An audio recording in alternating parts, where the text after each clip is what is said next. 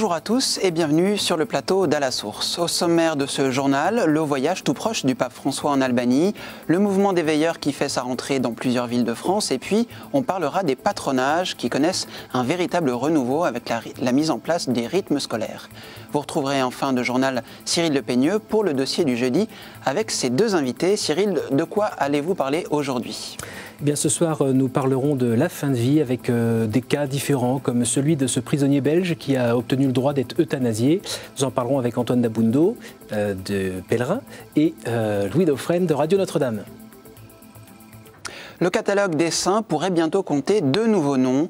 Un miracle a en effet été retenu pour ouvrir le procès en canonisation du père Popieluszko, icône de la résistance polonaise au communisme, assassiné en 1984. Et ce miracle concerne un Français atteint d'une leucémie rare et soigné dans un hôpital du Val-de-Marne. La guérison inexpliquée est survenue le 14 septembre 2012 après une prière adressée au bienheureux Popieluszko. Samedi, l'évêque de Créteil, Monseigneur Sentier, annoncera officiellement que le Vatican a ouvert le procès en canonisation lors d'une messe célébrée en présence du postulateur Thomas Kaczmarek. Et puis, le pape François pourrait canoniser le prêtre indien Joseph Vaz, missionnaire au Sri Lanka, à l'occasion de son voyage dans ce pays en janvier 2015. Hier, il a autorisé cette canonisation sans le miracle nécessaire au préalable. C'est donc ce que l'on appelle une canonisation équivalente, une pratique normalement exceptionnelle, mais à laquelle il a recours avec une fréquence jamais vue depuis longtemps. Le pape François part donc dimanche en Albanie pour un voyage de quelques heures. C'est le premier sur le continent européen depuis son élection. Il a expliqué le choix de cette destination pendant l'audience générale d'hier, mercredi. Dimanche prochain, avec l'aide de Dieu, je me rendrai en Albanie. J'ai décidé de visiter ce pays car il a beaucoup souffert à cause d'un régime athée terrible.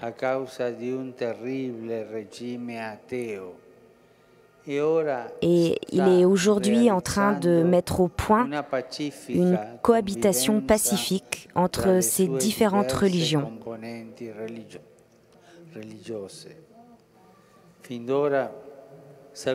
Je salue déjà maintenant avec affection le peuple albanais et je le remercie pour la préparation de cette visite. Je demande à tous de m'accompagner avec vos prières, avec l'aide de Notre-Dame du Bon Conseil. Merci. Bien sûr, KTO couvrira le voyage sur place avec de nombreux directs. Vous pouvez découvrir dès aujourd'hui notre programmation sur notre site ktotv.com. On le sait, le pape François n'a jamais caché son estime pour la Chine, à tel point qu'il aurait invité le président Xi Jinping au Vatican. Une information révélée par la presse argentine et qui n'a pas été démentie par le Saint-Siège. La politique de main tendue du Saint-Siège envers Pékin est donc de plus en plus claire. L'attitude de la Chine, en revanche, est plus ambiguë. Elle souhaite présenter un visage plus souriant, mais il n'y a à ce jour pas de progrès en matière de liberté religieuse. Au Luxembourg, la question du statut de l'Église et des privilèges dont elle profite grâce au régime concordataire donne lieu à de vives querelles. Le ministre de l'économie, Étienne Schneider, a fait part de sa volonté de créer un impôt qui serait payé uniquement par les croyants pour le financement des cultes. L'archevêque de Luxembourg, Monseigneur Ulrich, n'a pas tardé à réagir. L'Église est pauvre, sans financement de l'État, elle risque la banqueroute d'ici 3 ans, a-t-il affirmé hier après cette annonce choc. Nous avons interrogé le porte-parole de l'archevêché pour en savoir plus. L'Église a des fonds propres. Si on met ces fonds propres en relation avec les salaires qui aujourd'hui sont financés par l'État, donc des ministres du culte, des prêtres et des laïcs et des enseignants de religion, si on met ces chiffres en relation, effectivement, on peut dire que dans quelques années, il n'y a plus de fonds propres. Une évolution normale des relations, je crois que ça c'est évident, il faut aller avec le temps, mais d'un autre côté, je crois que si on veut vraiment faire quelque chose de fondamental, il faut quand même se prendre du temps et prendre en compte tout ce que ces acteurs font au profit de la société, des hommes et des femmes qui vivent au Luxembourg. C'est un constat en demi-teinte qui ressort du rapport publié en début de semaine à Rome par les organismes des Nations Unies en charge de l'alimentation dans le monde. Depuis 1990, 200 millions d'êtres humains sont sortis de l'état de famine, mais 800 millions continuent d'en souffrir, soit un être humain sur 9. Aujourd'hui, il paraît désormais trop tard pour atteindre l'objectif du sommet du millénaire de l'an 2000, qui était de diviser par 2 le nombre d'affamés sur la Terre en 15 ans. Outre la conférence de presse du président Hollande, largement relayée par nos confrères, l'actu en France est aussi celle de l'Église. Vous vous souvenez du rassemblement Diaconia de 2013 à Lourdes. Un des thèmes clés en était la fraternité envers les pauvres. Un groupe de réflexion qui avait planché sur ce thème vient de sortir un livre. Il est intitulé « Église quand les pauvres prennent la parole ». Monseigneur Bernard Rousset, ancien président du Conseil de la Solidarité, et l'une des participantes nous ont confié ce qu'ils attendent de cette publication. Eh bien moi, ça m'a permis par exemple de parler beaucoup plus aux SDF qui font la Manche à La Rochelle. Et je me rends compte qu'ils attendent davantage une parole qu'une pièce d'argent.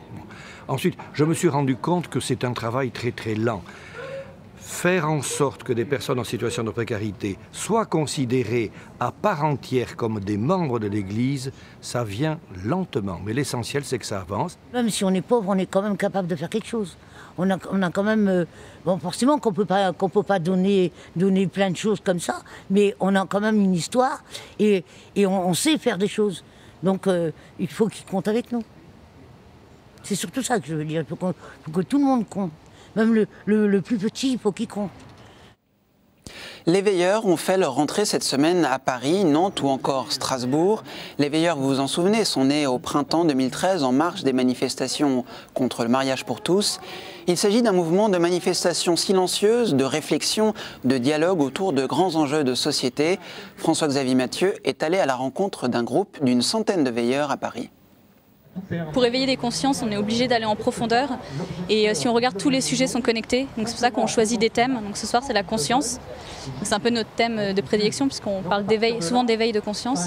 Mais on parle aussi de la loi, on parle de l'histoire, de la mémoire. On se souvient et on essaye d'avancer et comme je le disais, de réfléchir. Et donc on a choisi de s'organiser de plus en plus pour proposer des veillées assez construites avec des intervenants diversifiés, donnant chacun leur point de vue. Donc ce soir, on a des médecins, des professeurs, des universitaires, on a un peu de tout, des commerciaux. L'idée, c'est vraiment que tant que ça éveille la conscience chez un seul, pour moi, l'objectif des veilleurs aura été atteint. Quelques jours après sa deuxième université d'été, la Manif pour tous a lancé hier un appel à la mobilisation contre la gestation pour autrui lors d'une manifestation qui aura lieu le dimanche 5 octobre à Bordeaux et à Paris. Slogan « L'humain n'est pas une marchandise ». La porte-parole de la Manif pour tous nous explique les enjeux de ce rassemblement.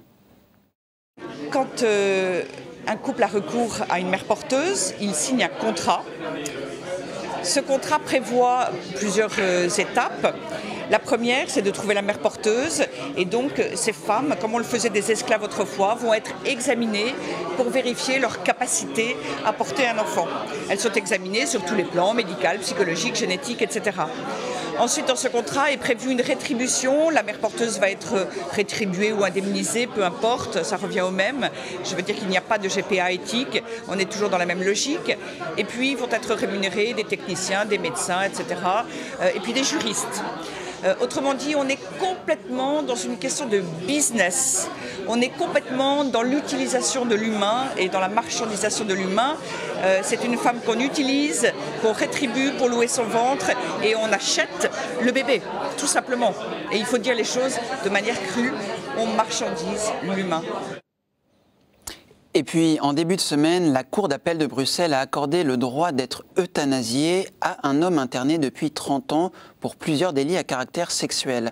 Une demande formulée il y a 3 ans par ce prisonnier qui se plaignait d'une souffrance psychique insupportable.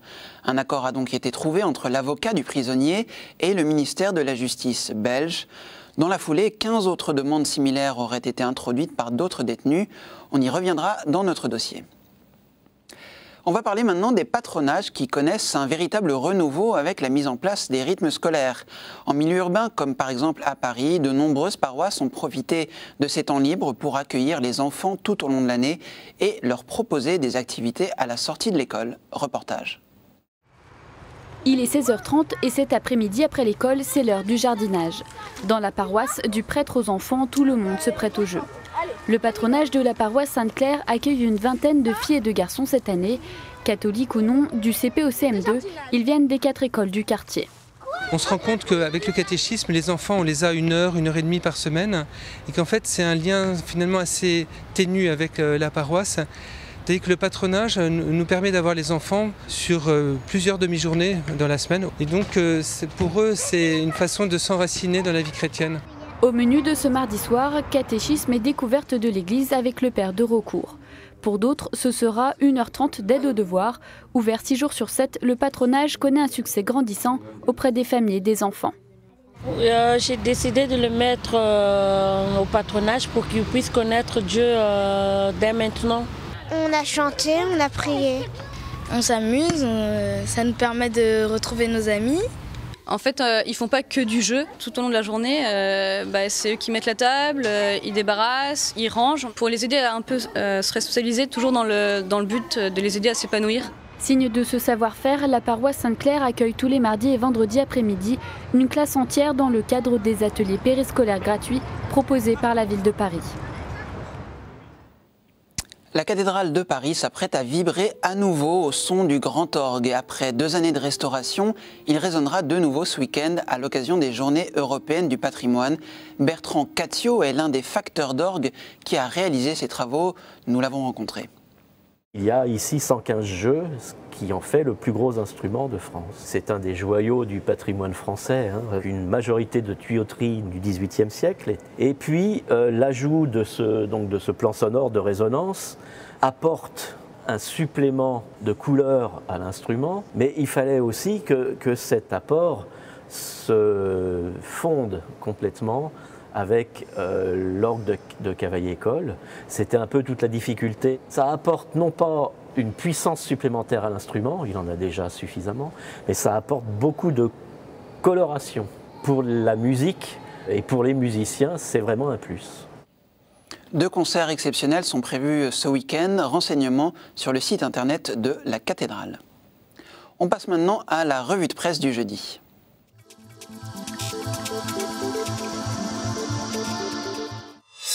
Nous vous parlions des Journées du patrimoine. Pèlerin propose cette semaine 40 lieux insolites, ludiques ou historiques à visiter.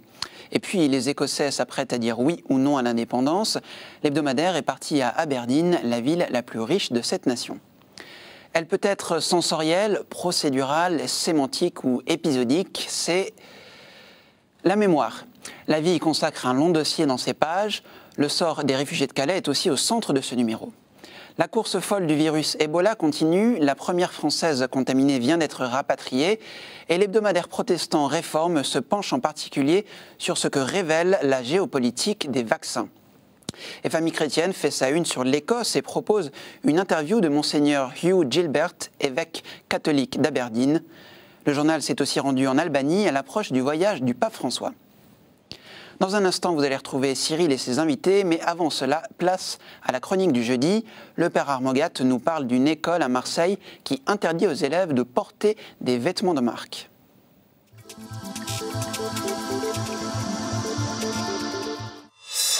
La rentrée scolaire ramène des soucis de budget pour les familles, budget pour les cartables, pour les vêtements des enfants.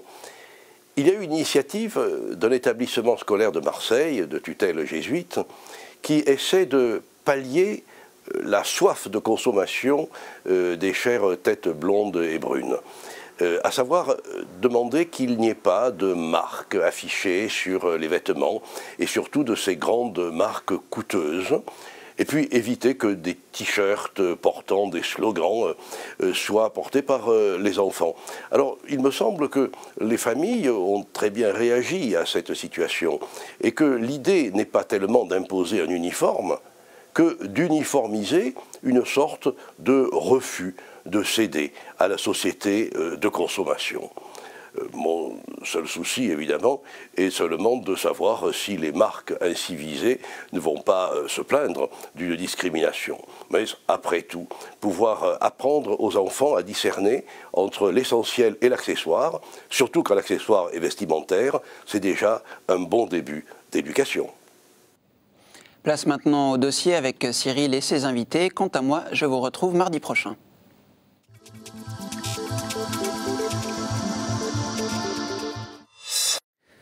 Oui, alors comme chaque jeudi, nous retrouvons deux confrères de la presse chrétienne pour parler du thème de la semaine. Alors cette semaine, c'est plutôt l'actualité tourne autour de la fin de vie, notamment avec cette histoire de prisonniers belges. Alors nos deux invités, c'est Antoine Dabundo, donc de Pèlerin, rédacteur en chef à Pèlerin, et puis Louis Dauphren, rédacteur en chef à Radio Notre-Dame. Bonsoir. Alors Louis, donc cette histoire de prisonnier donc, qui est en prison depuis 30 ans, ça fait 3 ans qu'il demande à pouvoir être euthanasié. La suite, c'est quoi? C'est que la Cour a accepté qu'il soit, la justice belge a accepté qu'il soit euthanasié. La Belgique semble devancer ce qui se passe dans les sociétés avancées, même comme les nôtres. C'est-à-dire qu'on regarde ce qui se passe en Belgique pour savoir peut-être ce qui se passera chez nous demain, déjà. Donc c'est vrai que c'est un pays un peu laboratoire, comme peut l'être un autre pays comme le Québec, par exemple, sur d'autres sujets. Mais là, c'est vrai, ce qui me surprend, c'est que finalement, la question de la peine de mort revient par le biais de l'euthanasie. Ce qui est quand même assez invraisemblable. La personne demande à, non pas être remise en liberté, mais jugeant ses souffrances absolument insupportables, demande à ce que ses souffrances soient abrégées et n'acceptant pas les conditions de détention. Alors c'est vrai qu'on et refusant en plus d'être transférée dans un centre aux Pays-Bas où elle pourrait recevoir des soins adaptés. Alors c'est vrai qu'il y a un effet de surprise quand même qui joue au premier abord. C'est soit les conditions de détention sont absolument indignes, et auquel cas on pourrait quand même éviter cette issue funeste que représente l'euthanasie, qui est toujours quand même un échec. Et donc mettre peut-être qu'avant d'accepter, il faut regarder ce qui ne va pas dans la vie quotidienne des prisonniers. Bon, là c'est le dossier des conditions de détention, on sait qu'en France c'est déjà assez prégnant.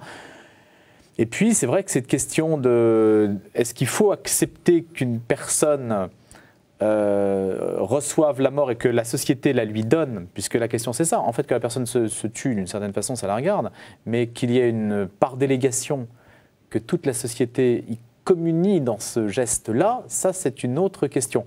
Alors, et je trouve que normalement les opposants à la peine de mort devraient théoriquement aller dans le sens du non à l'euthanasie. Alors Antoine, sur cette histoire un peu particulière, où d'ailleurs on sait qu'il y a 15 autres prisonniers qui ont envie de faire la même chose. Louis a raison pour dire que la Belgique est une sorte de laboratoire de ce que pourrait être demain un pays qui légaliserait l'euthanasie, puisqu'elle a adopté cette législation en 2002. Excusez-moi de vous couper, le mot laboratoire me fait toujours un peu bizarre, parce que laboratoire en général, c'est plutôt pour fabriquer des médicaments, pas forcément le savant fou. Il est certainement peut-être mal adapté ou trop cru pour désigner des réalités qui mettent en jeu la vie et la mort des gens, mais on l'utilise pour aller vite, pour dire que l'inquiétude qu'on peut avoir sur la situation en Belgique, c'est d'être passé d'un régime d'interdiction, avant 2002, à un régime d'exception, 2002-2012, avec aujourd'hui l'ouverture à le droit pour des mineurs de demander l'euthanasie, et aujourd'hui de nouveaux cas, etc. Donc un régime d'exception qui pourrait demain passer comme, j'allais dire, la norme, et peut-être demain une forme généralisée. Donc on dit laboratoire de manière un peu impropre pour examiner comment ça se passe dans un pays. Voilà. Le statut de détenu ne change rien à la demande. En 2002, la Belgique autorise toute personne à demander une euthanasie. Il ne faut pas qu'elle soit d'abord malade, incurable. Sous condition. C'est-à-dire que la Belgique décide qu'elle autorise la demande d'euthanasie. Et elle le dit sous condition. Il faut qu'il y ait l'acceptation par un médecin et un deuxième accord de médecin. Voilà les conditions qui sont posées.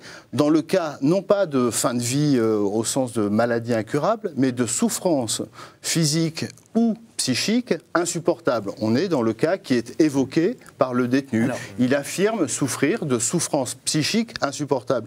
Il reste maintenant à un médecin qui consultera une équipe et un autre médecin d'accepter ou non cette demande.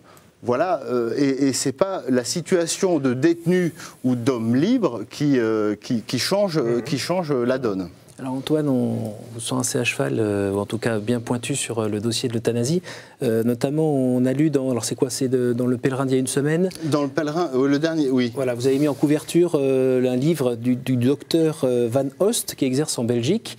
Et on a eu l'impression tout d'un coup que vous faisiez un petit peu le chantre de l'euthanasie. Alors, en tout cas, sur Twitter, certains l'ont lu comme ça. Si vous avez eu cette impression, c'est qu'on a complètement raté cette... mais je crois qu'on ne l'a pas raté parce qu'on a eu d'autres messages, j'allais dire, qui nous félicitaient, si je puis dire, d'être rentrés avec une grande prudence. Alors c'est possible de nous redire en deux mots. Une grande prudence dans un dossier extrêmement complexe. On a effectivement décidé de mettre à la une le livre du docteur Corinne Van Oost, qui est en réalité française mais installée en Belgique, mariée avec un Belge, qui a publié un livre où elle déclare être médecin en soins palliatifs catholique et pratiquer l'euthanasie, et c'est un peu pour expliquer sa démarche. La première réaction de Pèlerin, et je m'en explique dans l'édito, oui, c'est d'être un peu, j'allais dire, scandalisé par tous par une telle profession de foi. Ça a été votre réaction aussi, Louis, en lisant ce titre et peut-être le livre? Ah non, moi j'ai trouvé que Pèlerin avait tout à fait bien fait son travail en parlant. Et d'ailleurs, on en a parlé sur l'antenne, précisément. Ce qui, évidemment, est très dérangeant, c'est que c'est un petit peu comme Éric Carigé pour Vincent Lambert, qui représentait, Éric Carigé, le parti de Christine Boutin à un certain moment. C'est-à-dire que c'est un combat un peu à front renversé, dans la mesure où c'est une personne qui est catholique, qui d'une certaine façon, jette une pierre dans le jardin d'un combat extrêmement clivant pour l'Église, pour les catholiques, et en même temps, un combat auquel on ne peut pas déroger, un combat ou une cause, ou en tout cas un sujet. Donc c'est bien d'affronter le sujet. Et je trouve que ces témoignages, fruits de 30 ans d'expérience, sont tout à fait intéressants. Avec des moyens toujours un peu troublants quand on est dans toujours cette histoire de cas particuliers. C'est pas à partir de cas particuliers, il me semble. Enfin, vous êtes peut-être. Elle ne connaît que des cas particuliers. C'est ça, elle commence essaie de rendre compte à travers ce témoignage, on invite des lecteurs à rentrer dans une double complexité. Celle ouverte par une médecine ultra technique qui aujourd'hui, j'allais dire, redistribue les cartes de la discussion et du débat éthique. Et puis elle repose de manière qui apparaîtra peut-être scandaleuse ou déjà tranchée par certains, une question qui est non pas, comme je l'ai entendu dire, est-ce que l'euthanasie est catho-compatible, mais plutôt porter un témoignage et rendre compte de sa propre cohérence. Pèlerin n'a pas eu besoin d'adhérer à cette cohérence, mais a eu besoin de l'entendre jusqu'au bout. On a lu ce livre et on essaye d'en rendre compte en le soumettant au lecteur. Elle essaye d'expliquer à la fois comme médecin palliatif qu'elle ne plaide pas pour l'euthanasie. Elle dit les soins palliatifs font reculer la demande d'euthanasie, mais en même temps, il y a des cas qui résistent. Qu'est-ce qu'on fait? Moi, comme catholique engagé, parce que c'est aussi une femme qui est engagée dans l'Église, qui est en lien avec des instances de réflexion éthique et qui a une vraie foi, elle dit, pendant longtemps, j'ai opposé ma conviction, ma foi personnelle, à ces demandes résistantes, et à un moment, dans des cas particuliers, je suis allé jusqu'au bout. J'ai fait le mal, j'ai participé, j'ai fait le moindre mal, mais j'ai fait quand même le mal et je suis allé jusqu'au bout de cet accompagnement parce que dire j'entends votre demande d'euthanasie, mais à un moment je vous opposerai ma foi, mes convictions, c'est comme abandonner, c'est en tout cas son discours. Oui, on n'y adhère pas, mais on l'a entendu. Justement, voilà. Est-ce que ça vaut le coup d'écouter ce discours? Ça fait avancer quoi? Il faut l'entendre parce qu'elle met le doigt sur un angle mort. En fait, qui est, puisqu'elle présente l'euthanasie comme un dernier recours et non pas comme une solution. Évidemment, la frontière est extrêmement ténue et puis on se méfie de l'instrumentalisation dont ça peut être l'objet pour faire avancer les choses. On se souvient que sur d'autres causes, celle de l'avortement en particulier, pour reprendre la logique que décrivait Antoine tout à l'heure, on est passé finalement du délit d'avortement au délit d'entrave à l'avortement. C'est-à-dire qu'on a fait vraiment la pirouette inverse. Donc là, il faut se méfier. Mais si on met tout calcul stratégique à part, ça mérite d'être entendu parce qu'on vit une époque à la fois effrayante et épatante d'une certaine façon, qui est qu'on peut maintenir en vie on peut maintenir en vie, et la question ne se posait pas avant, on peut maintenir en vie par la technique des personnes qui ne le désirent pas nécessairement, ou qui souffrent en tout cas. Alors la question, on en a parlé avec Philippe de la Chapelle de l'ECH ce matin, la question de savoir est-ce que c'est vraiment la question de la vie, de la fin de vie ou de la souffrance. Est-ce qu'on n'a que cette solution-là à proposer? Oui, alors, il y a aussi des questions bizarres. Là, je vois dans son livre, l'extrait, c'est elle l'accompagne, et puis à la fin, elle dit « Qui étais-je » Elle accompagne le malade jusqu'à la frontière, comme elle dit avant la mort, et elle dit « Qui étais-je pour lui refuser la mort ?» Moi, j'aurais envie de dire qui est-elle pour lui donner la mort? Exactement, mais c'est très ambivalent. Je suis d'accord, mais j'essaie de le dire aussi dans l'éditeur avec d'autres mots. J'ai commencé ce livre un peu Ce sera le mot de conclusion. Voilà, un peu avec une très très forte réticence, et j'étais un peu comme vous. J'avais pris mon stylo pour essayer de souligner tous les passages où j'allais pouvoir m'opposer. Cette phrase m'a fait sursauter. J'ai dit, oui, qui est-elle pour lui refuser la mort, mais qui est-elle pour la donner? En même temps, on ne peut pas réduire ce livre à une simple phrase. Il faut retrouver la cohérence d'une histoire et d'un engagement sincère, et lui opposer aussi ce que dit Louis, et je rassure tout le monde, et je les invite à se plonger dans ce dossier, en même temps en lui opposant des éléments de réflexion. Le risque d'instrumentalisation, qu'on ne nous oppose pas demain ce livre en nous disant, mais vous voyez bien, il y a des cathos, comme aussi une sorte, j'allais dire, ce n'est pas un livre de réflexion sur la question sociétale qui est posée par l'euthanasie.